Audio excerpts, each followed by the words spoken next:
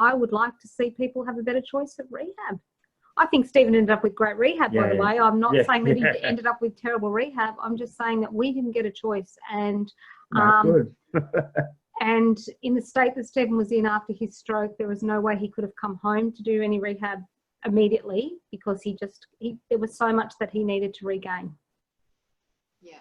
I know I'm a physiotherapist in my work life, and when I've needed rehab, I didn't really get told what the different options were. It was just, you know, you're close, that rehab facility is close to your house, not necessarily providing the type of rehab you need. It's actually, you're going to be in with the people that have had joint replacements, and that's not your problem.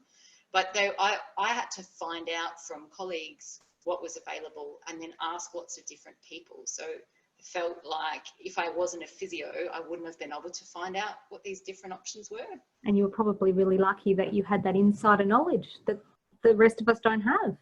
Yeah, but that's the thing with this project. We want eventually everyone to have that insider knowledge, so that you know which different choices are available, whether it's in hospital or whether it's at home, or whether it's a mixture of the two.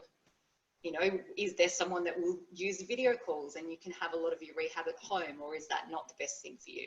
And how do you know who to trust in all of that? Yeah,